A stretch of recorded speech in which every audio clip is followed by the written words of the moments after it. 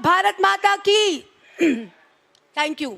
Okay, अब मैं आप लोगों से के माध्यम से हमारे प्रधानमंत्री महोदय जी नरेंद्र दामोदर दास मोदी जी और जो हमारे डी फैक्टो रूलर जिन्हें हम बिल गेट्स कहते हैं और जो हमारे यूनाइटेड स्टेट्स के प्रेसिडेंट हैं जो बाइडेन जी और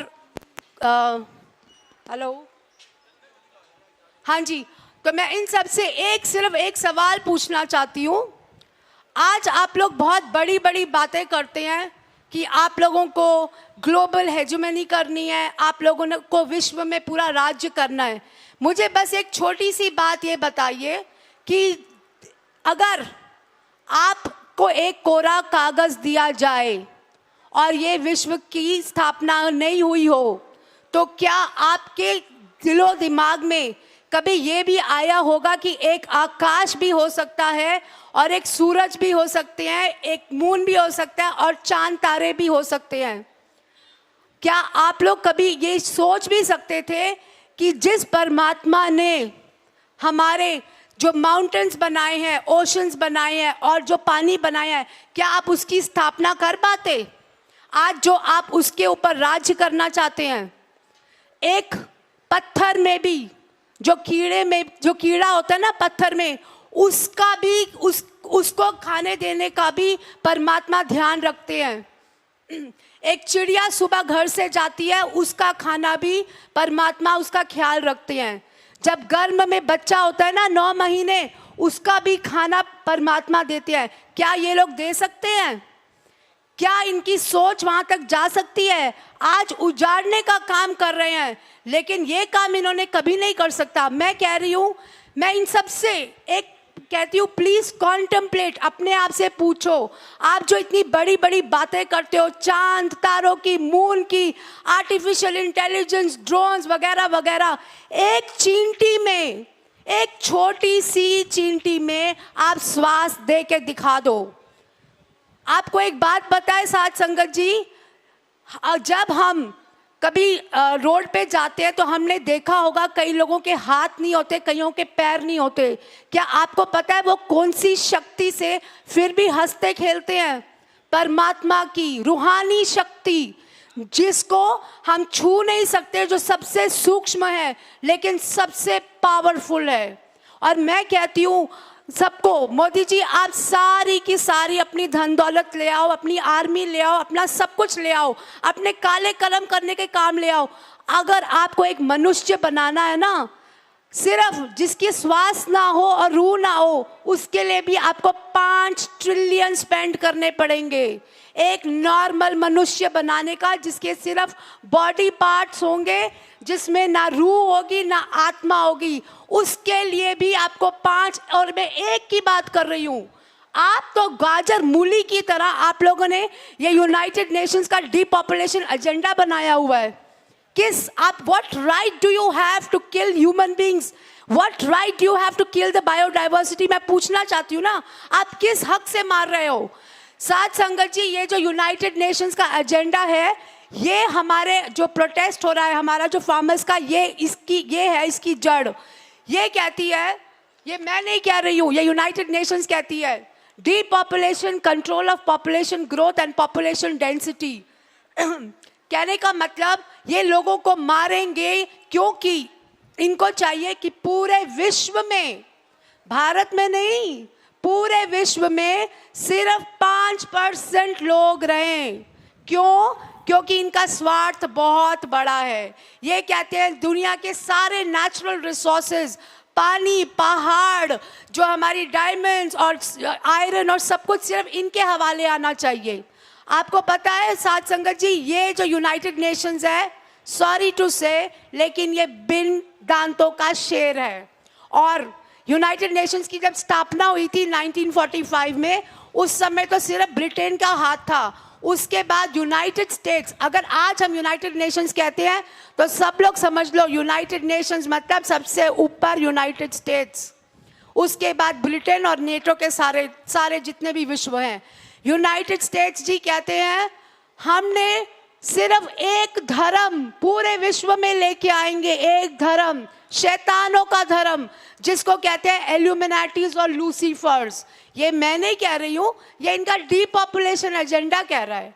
और डीपॉपुलेशन एजेंडा मतलब एक को मारना नहीं, दो को मारना नहीं, सारे लोगों को मारना। कभी ये वैक्सीनेशन ले आते हैं, कभी ये जेनेटिकली मॉडिफाइड फूड्स ले आते हैं, कभी इनके पास हथियार आ जाते हैं। अभी इनके पास, अब जहां यूनाइटेड स्टेट्स कहती है हमने विश्व पे अधिकार करना है, हम कैसे विश्व पे अधिकार करेंगे? इन्होंने 72 कंट्रीज में, जब से हमें आज़ादी मिली है, 72 कंट्रीज की गवर्नमेंट को खराब करने की इन्होंने पूरी कोशिश किया, यूनाइटेड स्टेट्स अलोन ने। और 80 कंट्रियों में 80,000 ये मिलिट्री बेसेस बना चुके हैं, क्योंकि ये कहते हैं हमने पूरे विश्व पे अधिकार करना है। और इन्होंने यूनाइटेड स्टेट्स के साथ मिलके न्यू वर्ल्ड ऑर्डर, ये है, इसकी स्थापना की। और WTO, वर्ल्ड ट्रेड ऑर्गेनाइजेशन की स्थापना यूनाइटेड स्टेट्स ने की।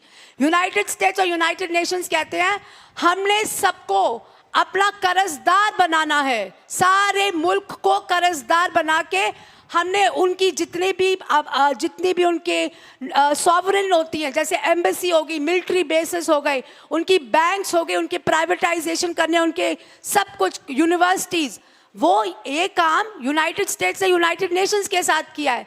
दूसरी तरफ जहां यूनाइटेड स्टेट्स कर रही है WTO, यूनाइटेड नेशंस के साथ मिलके, वहां चाइना कहती है मैं पीछे क्यों हटूं, मैं भी आऊंगा। तो अब चाइना ले आई है जी बेल्ट एंड रोड इनिशिएटिव। उन्होंने ऑलरेडी 32 कंट्रीज में यही बोल के कि हमारे पास पैसे की ताकत है, सारी कंट्रीज में अपनी इंडस्ट्रीज बना रहे हैं, अपने ब्रिजेस बना रहे हैं। हमारे प्रधानमंत्री जी क्या कर रहे हैं?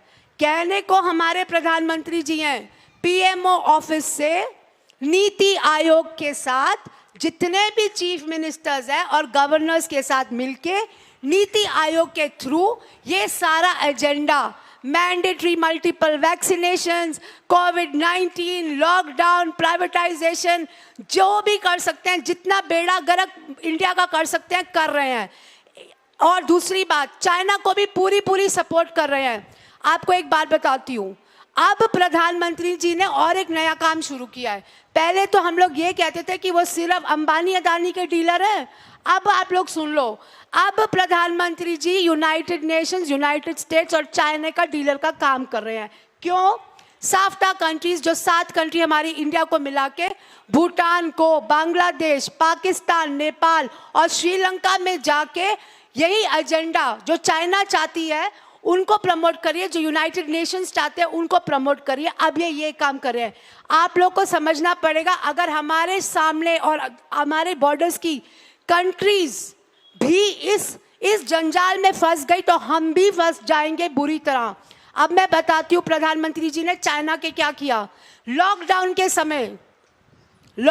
समय FDI में, जो हमारा प्रोहिबिटेड एरिया होता है डिफेंस का और साइंस और रिसर्च का, जो हम कभी नहीं शेयर करते, जो कंट्रीज हमारे साथ लैंड बॉर्डर्स शेयर करी हो, जिनके साथ युद्ध हो रहा हो, इन्होंने वो सेक्टर, FDI का, डिफेंस का सेक्टर, इन्होंने लॉकडाउन के समय चाइना के लिए खोल दिया।